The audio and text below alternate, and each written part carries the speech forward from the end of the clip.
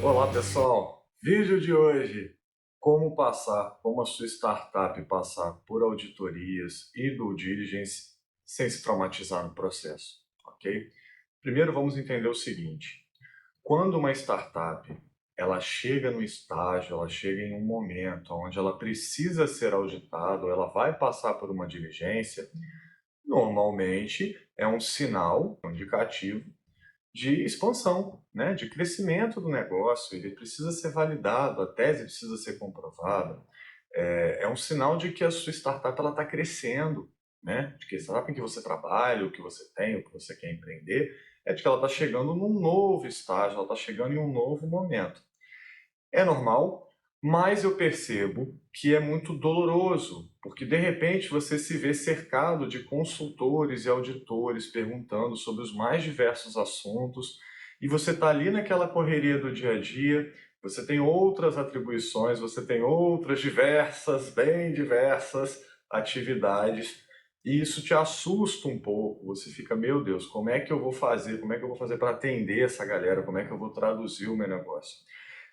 Algumas startups ficam até meio traumatizadas, né? Quando você fala do diligência, auditoria, parece que sai todo mundo correndo, fica meio tenso, fica meio nervoso.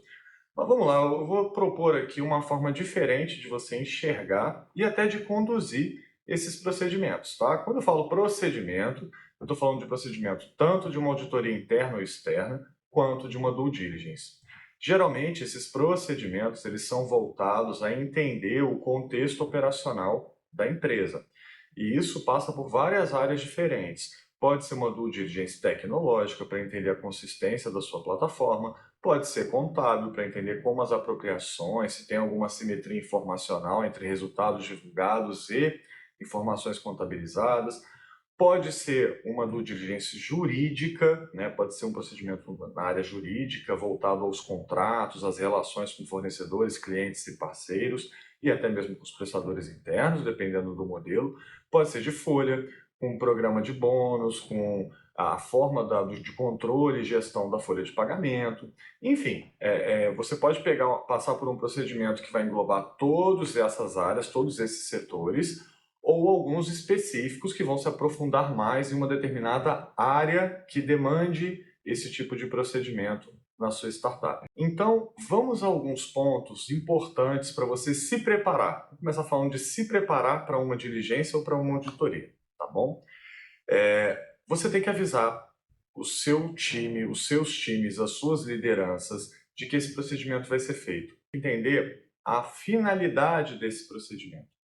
Qual seria o objetivo? Essa due diligence ela está sendo feita porque você está numa rodada de captação ou porque você vai receber um novo sócio que ele quer entender melhor, ou o seu acionista controlador que já entrou na sua empresa, ou você mesmo quer fazer uma diligência para entender, né, com uma opinião externa de consultores, de auditores, você quer ter um entendimento melhor sobre o seu negócio. Primeiro, entenda o motivo e qual o objetivo desse procedimento. Entendeu? Converse com os seus times, converse com as pessoas que estarão envolvidas nesse atendimento, explicando esse objetivo, explicando por que esses consultores, por que esses terceiros estarão ali avaliando, analisando os dados e informações da sua empresa. Ok, primeiro, explicou. É importante, como são várias solicitações que são feitas independente da área, é importante você eleger um sponsor, que seria meio que o líder do projeto da diligência, do atendimento à diligência. Esse sponsor é alguém que poderia trafegar livremente entre as áreas e fazer um filtro entre as informações que são solicitadas pelos consultores, respondidas internamente, ele vai analisar essas informações e aí sim ele vai entregar elas da forma mais redonda e didática possível aos consultores. Esse líder, né, de atendimento, eu vou dizer que na prática funciona muito bem, porque ele consegue traduzir de uma maneira uniforme as informações que estão sendo entregues pelas mais diversas áreas solicitadas num procedimento de auditoria ou de due diligence. Então, esse ponto focal, esse sponsor, é uma primeira dica importantíssima, ter essa figura, ter essa pessoa eleita para tocar esse processo, esse projeto de atendimento à due diligence, vai te dar uma agilidade, vai te dar uma assertividade muito maior no atendimento e produtividade também. Por quê? Evita aquelas idas e vindas de informações truncadas. Muitas vezes a mesma pergunta é feita para áreas diferentes, isso faz parte do procedimento. Se você tem alguém filtrando, ele vai conseguir traduzir de uma maneira mais sincronizada as informações reportadas pelas mais diferentes áreas. O RH tem uma visão sobre um determinado processo, o jurídico tem outra, e a área técnica, né, de tecnologia, tem outra visão. Então, você ter o sponsor, ele vai avaliar dessas 3 entregas, desses 3 atendimentos, qual é a forma que melhor traduz a sua empresa. Essa pessoa não é só alguém muito organizado, tem que ser alguém generalista, que entende do modelo de negócio e que entende bastante sobre a sua startup, sobre como trafegar entre as áreas. Aí nós vamos para uma segunda dica, que é importante também. Tem que ter paciência, tem que ter muita paciência. Por que eu estou falando isso? Diversas vezes você vai ser convocado pelos consultores que olham várias empresas, que auditam, que fazem diligências em várias empresas, muitas vezes ao mesmo tempo, e não entendem plenamente o seu negócio. Então você tem que ter muita paciência de explicar de forma didática, com calma, quantas vezes forem necessárias a sua atividade, o seu negócio, como as coisas funcionam, como você trabalha na sua startup, como ela gera receita, como ela gera seus custos, como ela acompanha o seu desempenho. Então, tem que explicar a mesma coisa muitas vezes, várias e várias e várias vezes aos mesmos consultores. Ah, mas eu vou criar um estresse com isso, que eu não tenho paciência, eu não tenho tempo. Olha, melhor ter. É melhor ter, para você ter um processo bem atendido, para que no próximo ano, se forem os mesmos consultores, se tiver uma periodicidade definida desses procedimentos, ele já está sabendo, pelo menos minimamente, ele já compreende o seu DNA, já compreende o que a sua empresa faz. Então, nunca é demais ter essa paciência, ter essa calma, ter essa didática na hora de traduzir o seu negócio. Terceira dica, isso não é uma propaganda, tá, pessoal? A terceira dica é que se você observar todos os nossos vídeos anteriores aqui do canal, eles focam muito na questão, dentro da jornada, né, de uma startup, em questões, em pontos de atenção, em questões que devem ser acompanhadas, que devem ser monitoradas, controles que devem existir, governança mínima que precisa ter, várias maneiras diferentes de você acompanhar a sua volumetria trafegada via conciliação sistêmica, fluxo de caixa. Ou seja, eu vou dar mais uma terceira dica, que é pegar esse sponsor e pedir para ele maratonear o nosso canal e ver todos os vídeos anteriores, porque você pode ter certeza, se a sua startup, se a startup em que você trabalha, ela já abordou, ela já fez esse dever de casa, ela já lida com essas, né, já tem isso na sua rotina, na sua cultura, esses controles, esses acompanhamentos, essas discussões que a gente promove aqui, você pode ter certeza que vai ser muito mais fácil e menos traumático o atendimento, a diligência ou a auditoria. Então, a terceira dica é uma propaganda também do canal. Vamos lá. Falei que não era, mas acaba sendo. Vejam os nossos vídeos anteriores. Se vocês cumprirem esses deveres de casa, esses ritos, esses pontos de atenção que a gente traz, que eu trago aqui para vocês, a gente é eu e vocês, né? Esses pontos de atenção que a gente discute aqui praticamente toda semana, então vocês vão ver que isso ajuda bastante na hora de passar por um procedimento, ok? Terceira dica. Quarta, não veja, não leve dessa forma. Eu tô falando porque eu já levei, tá? Não veja como um problema, uma dificuldade, um empecilho, um gargalo, você ter que passar por esses procedimentos. Sabe por quê? Eu quero que você seja bem sucedido, tá? Na sua startup quando passar por esses momentos, para que você tenha um valuation justo, o melhor possível, o mais próximo possível da sua realidade e que a forma como você está sendo medido, mensurado, ela seja o mais fiel possível ao seu negócio.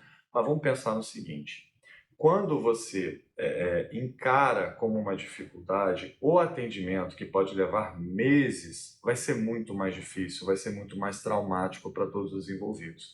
Mas se você pensar que isso é um novo estágio, um novo degrau, uma necessidade natural e orgânica de amadurecimento da sua startup, você vai ver que esse fluxo vai ser muito mais produtivo para você. Por quê? No final, mesmo que você tenha cumprido todas as dicas anteriores, tenha tudo muito bem organizado, feche seu relatório, né, que sempre é gerado um relatório no final de um procedimento desse, sem qualquer tipo de ressalva, de observação, de comentário, existe sempre uma carta de recomendações, que são sugestões de controles, de formas de se acompanhar, de procedimentos que você deveria ter. Aí você vai falar, poxa, mas essa lista é horrível, quer dizer que eu estou fazendo tudo errado. Não. Na realidade, a sua empresa, a sua startup, ela evoluiu, ela cresceu. E quando você tem um crescimento maior, as suas responsabilidades, elas acompanham, né? Elas estão no mesmo nível do seu crescimento. Essas responsabilidades geram novas necessidades de se organizar.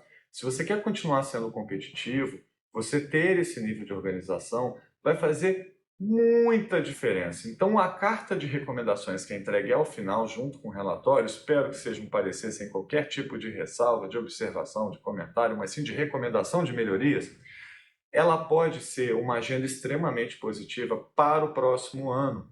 Porque nesse momento você já vai sentar com o time e falar, pessoal, foram detectadas aqui algumas vulnerabilidades nossas, algumas fragilidades nossas, e como que nós podemos prevenir, melhorar, evoluir esse formato. Isso passa a ser uma missão, isso passa a entrar nas metas, principalmente, deveria entrar nas metas para o próximo ano e para o próximo procedimento que você provavelmente vai ter que passar. Isso tudo, na hora que você conclui, que você enxerga dessa maneira, que você enxerga dessa forma, pode ter certeza, e fazendo, né, cumprindo todas aí as obrigações e fazendo tudo que é recomendado, atendendo a essas exigências, evoluindo, amadurecendo a sua startup, você pode ter certeza que nos próximos anos a discussão vai ser muito mais madura, vai ser muito mais coerente, vai ser muito mais concisa e vai ser muito menos traumático você levar esses procedimentos adiante. E aí você começa a entender que muitas vezes ele é necessário. Imagina que você tem a sua startup evoluiu o suficiente, tem muito caixa, você quer comprar uma outra empresa, você vai demandar também uma due diligence. Então faça esse exercício, faça esse pensamento inverso, tá? É um ponto de atenção também a ser considerado, é que você vai precisar reportar, né, no final o resultado, seja para o seu time interno, ele tem que saber o resultado da auditoria. Eu acho muito negativo quando você envolve todos em um atendimento e quando é emitido o relatório final, você não compartilha. Se você não compartilha a informação, ninguém vai se comprometer no ano seguinte a seguir a lista de recomendações, a implementar as melhorias que precisam ser feitas e que foram sinalizadas no seu relatório. Esse é o primeiro ponto. Internamente, você tem que estar muito bem alinhado com relação ao resultado da sua auditoria ou da sua due diligence. O segundo é que na hora de você reportar, se você já estabeleceu uma agenda interna de adequação às recomendações, você mostrar isso também junto com o relatório pessoal foram detectadas de maneira muito transparente, seja para os seus investidores, público externo. Pessoal, foram detectadas essas fragilidades aqui, nas quais nós já temos um plano de ação definido para que até, aí você coloca o deadline para cada item, alguns podem ser mais demorados, mas que até o final do próximo ano, por exemplo, todas essas exigências, essas recomendações serão acatadas internamente. Poxa, pensa, você está expondo de forma clara que existem as fragilidades, mas que você já tem um plano de ação para corrigi-las e ter um processo cada vez melhor nos próximos procedimentos que você vai passar. Ter um resultado, na realidade, não é nenhum processo, ter um resultado e ter um fluxo interno que seja menos traumático.